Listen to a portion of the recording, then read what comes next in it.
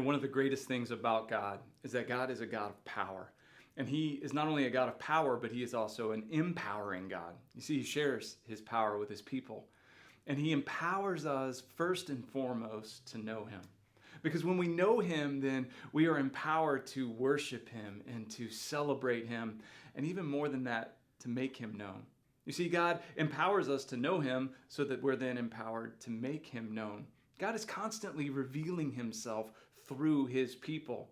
And so if you go back into the Bible, it's such a beautiful story from beginning to end. It's God's story of how he is revealing himself to the world. And of course, the story continues today, but if we go back to the book of Genesis and we see that God created the heavens and the earth, okay, the very first thing we learn about him is he has power.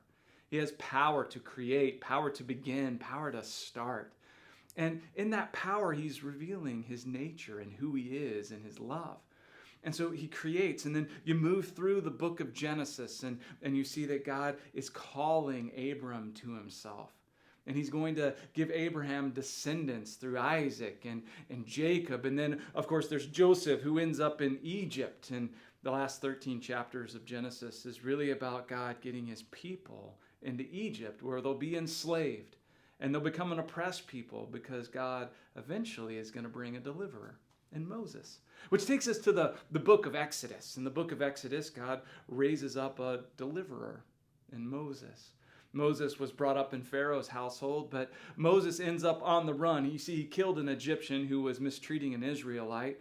And so he's wanted for murder, and Pharaoh actually wanted to murder and kill Moses. So he flees Egypt.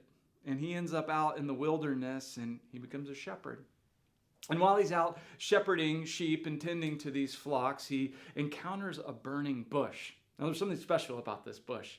This bush was on fire, yet it did not burn up. Now, Moses is a dude, and dudes love fire. You see, when we see fire, we're like, oh, what's that? Something's on fire. I must investigate. We must investigate the fire. And then as he got closer, he realized, whoa, there was a bush on fire, but the bush is not burning up. I must investigate further. And then it got even trippier. The bush spoke. And I don't know about you, but if I see a bush that's on fire yet not burning up, and then it starts talking to me, I want to know what this bush has to say. Now, this is God speaking through a burning bush. He has Moses' attention. He's out in the wilderness.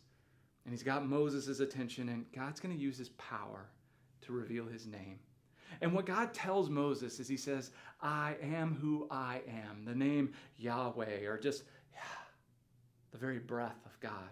The one who creates, the one who causes to exist. He says to Moses, hey, I want you to go back to Egypt, and I want you to tell Pharaoh to let my people go.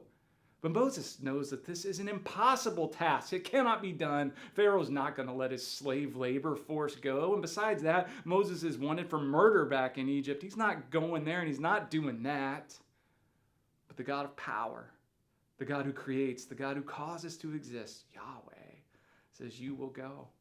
And he empowered Moses. He gave him signs to perform. And even more than that, he also sent him a helper.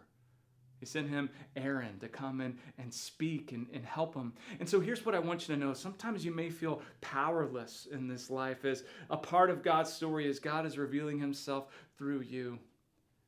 But go to him, not away from him. Listen to him and what he has to say.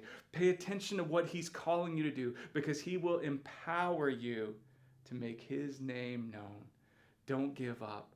Listen to him. And accept the power that he gives you to make him known. That's a life worth living.